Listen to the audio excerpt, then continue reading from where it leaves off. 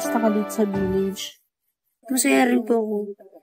Dahil po na marami pong nakakalarong kaibigan. Kahit sila po yung nakikita ko araw-araw, hindi po ako nagsasawa.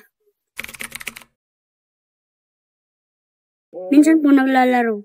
Minsan naman po, tumutulong naman po kay nanay.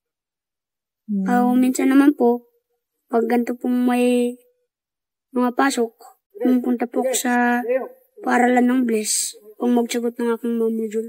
Pag nag-module po ako, may tumutulong naman po sa akin. Ako rin po yung natutuyo. Pag tuwing gabi po, ganun po yung ginagawa ko. Nasisagot po ulit ako ng module. Hanggang sa napipintuan na lang po kami ng mga kasama kong mga juniors. Tapos pagkatapos po ng pintuan, natulog na po kami. Hindi ka nakabahay? Opo. Hindi ka natatakot? Hindi po.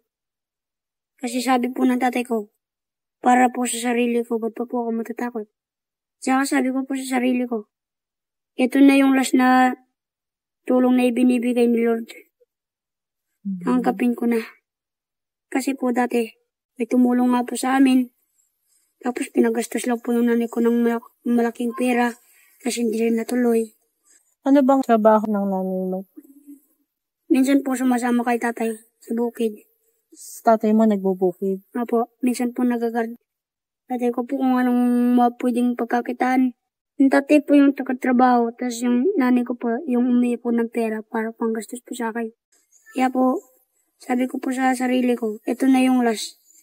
At sabi ko po, mali mo hindi po ako niluluko, hindi si Dios na po loob ko.